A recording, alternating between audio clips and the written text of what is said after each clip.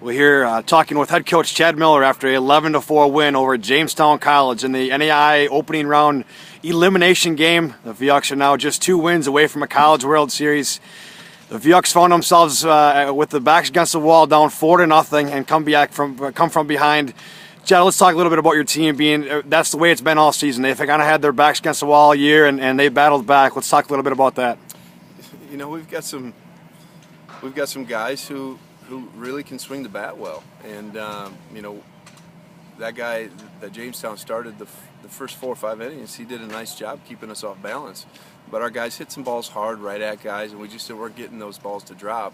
And you know, but they had the confidence. They never lost faith in their ability to put good swings on the baseball.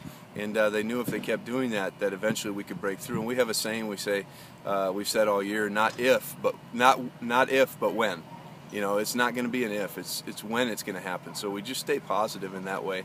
But we've always got a puncher's chance. And I took a mound visit, I think in the 4th or 5th inning, and told the guys that, you know, we had a game against Grandview early in the year where we were down 4-0 early, and we put up a 9-run inning. And I said that, let's try to make that happen again today. And lo and behold, we put up 11 in 1 inning. We scored in 1 inning of 9, or 8, I should say, and it was 11 runs. And I think, you know, it's just momentum, and they felt confident that they, like I said, they could put good swings on it, and eventually the ball started falling for us. It's baseball. I know you're not big on individual performances, but you got to tip your hat to a couple of guys, I think, and one of them being Matt Watkins coming in and really shutting the door. Came in the 4th and did not give up a run in the rest of the game. Talk a little about Matt's performance.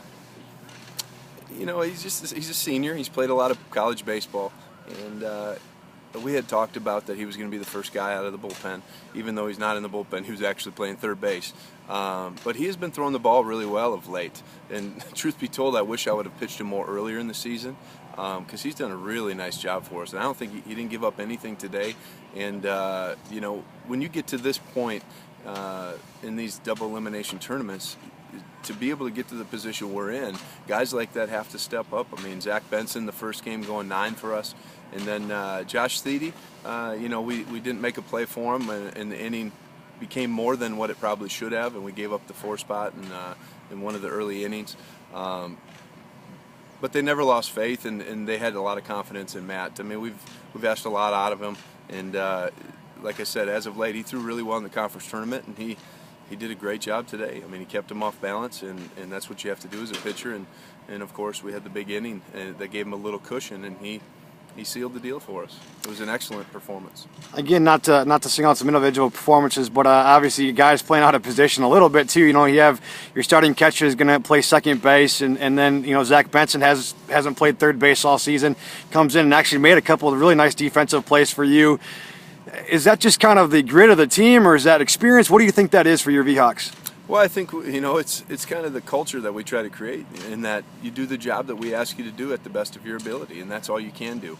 And they've accepted that, and no matter, they're just good baseball players, and wherever we put them on the field, we feel like they're good enough to get the job done. And you know, we're running pretty thin right now. You know, this will be our 5th game tomorrow morning, but right now it's a lot of adrenaline, a lot of just momentum. And, you know, I don't think the guys care where I ask them to play at this point. They just want to be out there during these moments. Good, Chad. You've been talking for the last couple of weeks, ever since you won your first conference championship since 1991, that these V-Hawks are Trailblazers, and they continue to be Trailblazers moving forward into tomorrow's games. They're just 2 games away from the College World Series. What does that feel like for you as a head coach?